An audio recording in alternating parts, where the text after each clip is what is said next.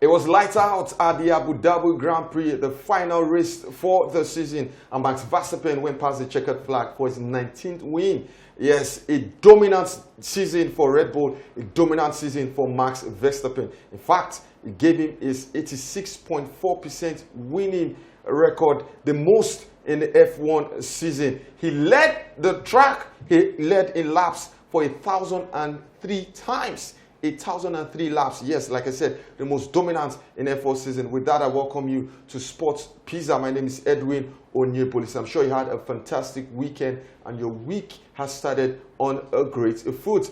Yeah, I have Olumide Akombi James in the studio today, and together we'll make sense of all that we have for you on the show. Remember, Sports Pizza will give you nothing but the absolute best from the world of sports. Top-notch information, analysis, and of course, there's entertainment by the side. We need to take a breather. When we come back, we'll delve into all that we have in store for you.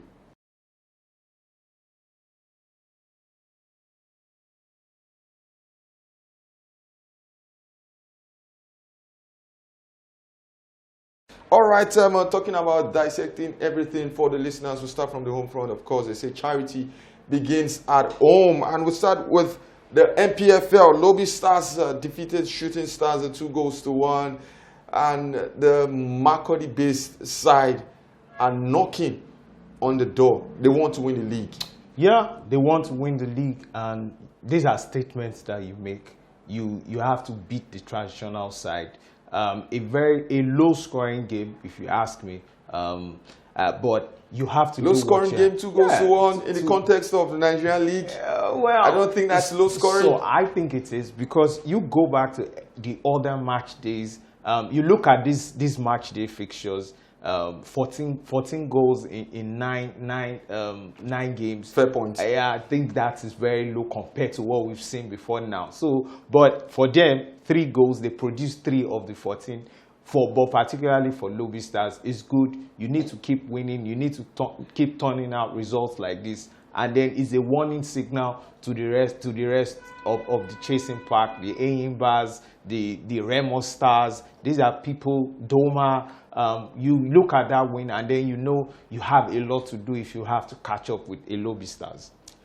Of course, in Ikene, Remo Stars were held at home by Doma United, and what a performance for Doma United. Remember the Savannah Derby, they defeated Gombe United 3-0. Yeah. It was an away performance that was worthy of a championship title. Against Remo Stars once again. It was a brilliant performance, and the goalkeeper was again in inspired form. Yeah, it's good one for him. I hope that the manager of the Super Eagles is looking at performances from goalkeepers like him. And for Doma, the inspiring thing is Remo is a side that at home they've averaged 3 goals this season. To force a Remo Stars not to even get a goal, I think that's worthy of praise. That's something that is good, and they are showing that they are also there, to compete. Because a lot of questions have been asked before now. Can Doma really get a result going to Remo? And let's not forget, this is their first outing. They've played 5 games at home on a roll, and then this is the first time they are getting out after 5 games, and to go away from home in Nigerian League to a side that has averaged 3 goals and get a result, get a point, not keeping a clean sheet. I think that's brilliant from Doma. Yeah, talking about the goalkeeper Kingdom Osai, he's kept 8 clean sheets in 10 games. Impressive. Very like impressive. You said, very impressive. Jose Pesero should take a look at Kingdom Osai, who also has 2 assists this season. A goalkeeper. Yes, for a goalkeeper. All right, to other results, Abia Warriors defeated Enugu Rangers by a lone goal, but there were very worrying scenes before that game.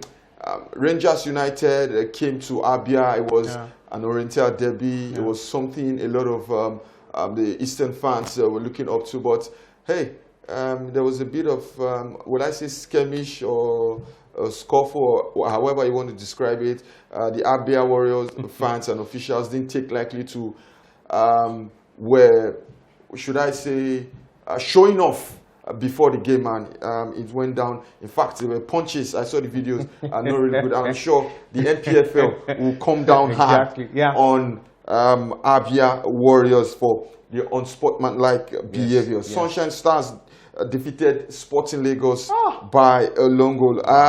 When I saw the result, my mind went straight to Olumide, who is a fan of Sporting Lagos. A look at the standings. Lobby Stars topped the standings, 20 points from 10 games. Doma United are second with 18 points. Shooting Stars third with 17 points. Remo Stars are fourth with 16 points, but played a game less. Yes. The bottom four, you have Niger Tornadoes, Aqua United, Bayelsa United, and Heartland Football Club. Away from the NPFL, quickly, the Super Falcons and Asisat Oshuala has made herself unavailable alongside Jennifer Echegini.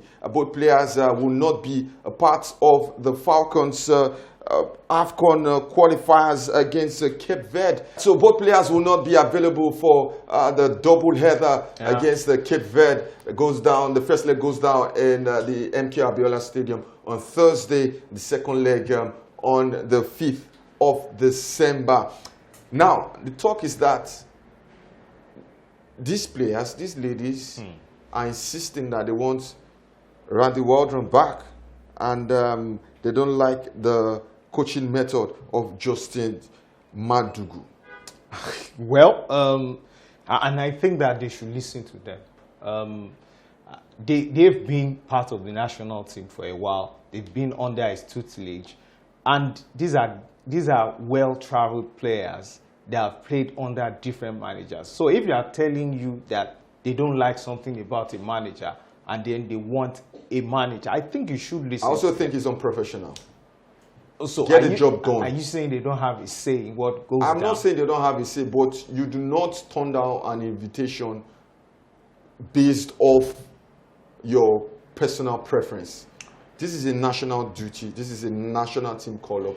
It's not, even at club side, you cannot.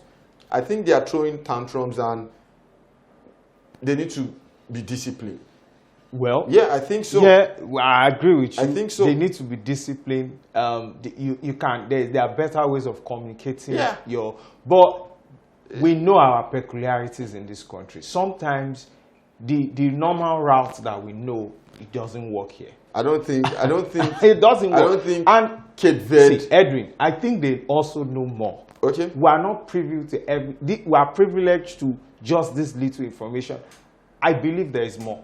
There is more. I don't think they would just turn down an invitation just because of this. I believe there is more. All right, finger crossed. The Super Falcons will take on Cape Verde, a double header for the AFCON. Yes, in 2024. All right, away from that, quickly before we go on our first break, tennis, Formula One. Let's start with Formula One. Max Verstappen, 19 wins. It was another fantastic performance, and it just showed us that Red Bull and Max Verstappen are far ahead, not far ahead, so far ahead of the chasing pack. They are not far ahead. They run the franchise. They control everything. Every other person is just there to, to just maybe complete the circuits. For them, 19 wins. You go and look at the drivers' points. And then, so for Max and his teammates in Sergio Perez, Max, I think he's got about double of the points that he's got. And then you go to the next person and then you don't even want to have a conversation. Now, that's 19-2 between Red Bulls alone. That is devastating. I think that people like Alonso, what's his name now? Hamilton. I don't know how they will compete next season. Mercedes will also look at this and know that they need to do something next season, because the way it stands, it's looking like next season is still going to be Red Bull. I don't think that there is going to be any challenge. It's not good for the sport. Yes, some people will like this. If you have an affiliation with Red Bull, of course you'll be happy. When you look at constructors table, look at the drivers table, how everything ended this season, number of races won, how many times they finished on the podium. you'll be happy. But for the sport, it's not good enough. Yes, for Mercedes chairman Toto Wolff, he said it is like climbing Mount Everest when he was asked about Mercedes challenge next season and how they try to usurp Red Bull. Finally, on tennis, Italy, for the first time in 47 years, won the Davis Cup, and they defeated Australia in straight sets. And guess who? Yannick Sinner once again was the man of the moment. He ended the second half of the season strongly, winning 5 titles, and what a way to end the year. Yeah, he was instrumental to them winning. The moment they took out Serbia, and then we saw what he did to Djokovic. So maybe in the ATP finals that happened where he defeated Djokovic, it looked like it was one of them. But he has done it again. This is the second time in 2 weeks. And so the moment they had that done, I knew it was going to be them. Good one for them, good one for the young man.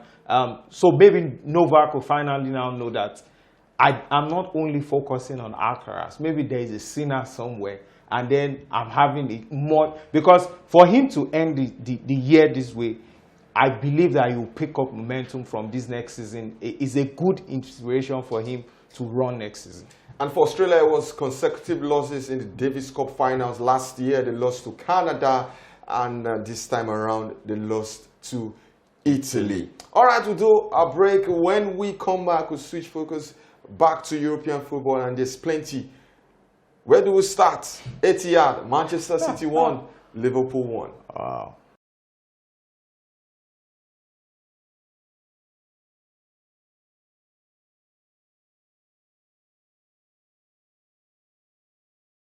Welcome back. I'm sure you're having fun with us. It is still Sports Pizza, where we give you nothing but the absolute best from the world of sports. This time we're switching focus to European football, and we're starting from England, the home of football. Manchester City, defending champions, were held at home by Liverpool in a top of the table clash. And what it means is that Arsenal, yes, are the current league leaders after they defeated Brentford 1-0 away from home. But let's focus on the game at Etihad Olumide. It wasn't fireworks, but we saw enough to think that this season will probably go down the wire. And Liverpool are back. Yeah, they are back, and you can say that again. They're back. We saw the response. We saw how they reacted after City got that lead. And I think that for City and Pep Guardiola, I think they also respected Liverpool, and you have to do that, because you saw the way City, they didn't just blow out. It was more of sizing up the opposition and trying to see how they can exploit weakness. They didn't have a lot of that, because Liverpool were also shaped up. They were prepped for whatever City would give. So it was end to end. I think that the only low moment for me would be the scoreline, 1-1 draw. I expected a lot of goals in that one after the Chelsea City game. I thought that Chelsea showed the rest of the league. They gave them a template of how to, run into channels. But, it was my worry going into that game that for Liverpool, yes, very intelligent player, experienced players, a lot of technicalities. But the fact that they don't have guys who can run, you need runners. And they didn't have that. But that's this is the first time City's dropping points at home this season, and that shows that Liverpool are actually back. Still with the game, City started well, like you said. They created chances, but in the second half, they faded away. Do you think Pep Guardiola cost his side all 3 points?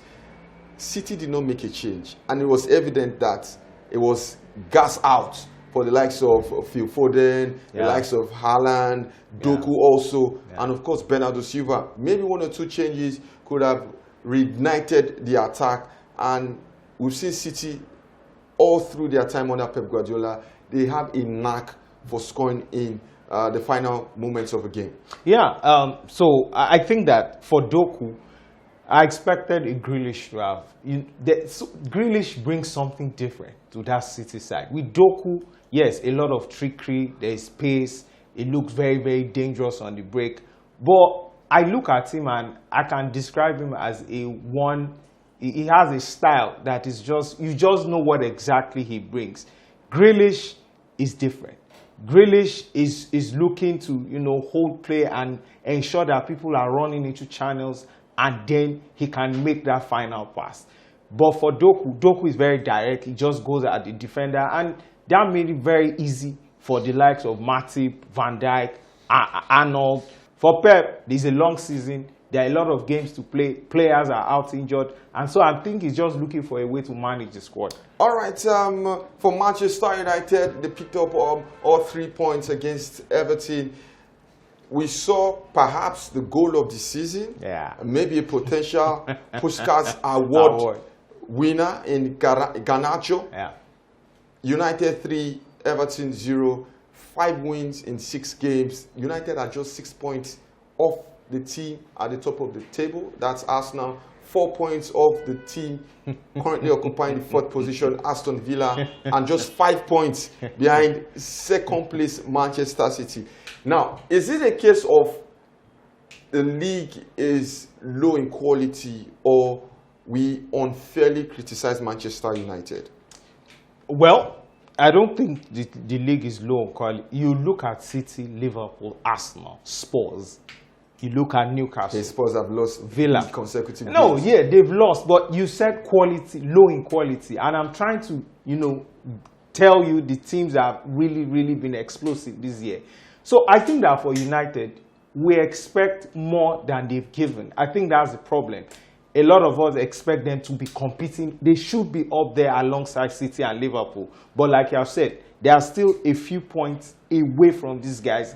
And I think that's where the criticism is coming from, coupled with the fact that if you look at the display, the performance, it's not worthy of a United. If you go back to the Sir Alex Ferguson days, you will see that the demand is very, very high from these guys. But hey, again, I'll say, this was how United did last season, and they finished 3rd.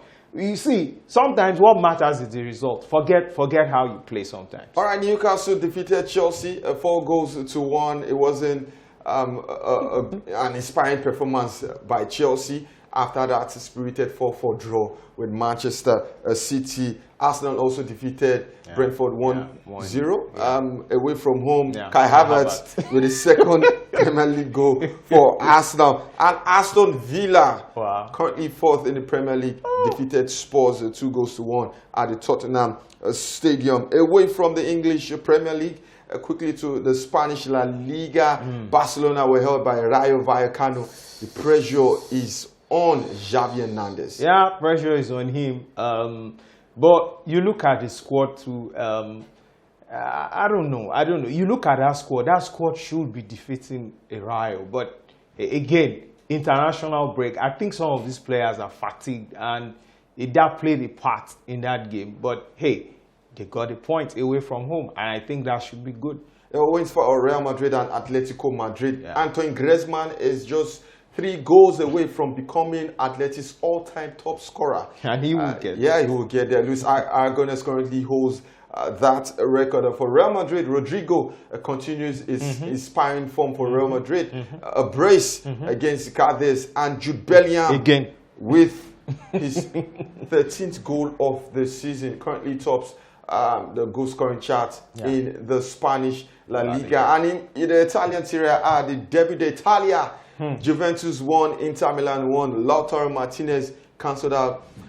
Vlahovic's opener is 13th for the season. And yeah, I think the scoreline reflected the game. It was balanced, a couple of chances, but the 2 biggest sides in Italy ensured that the spoils were shared. Yeah, it was what a way to end the weekend, I must say. We first saw the Liverpool City game 1-0 draw, and then this last game 1-0 draw. I enjoyed the game.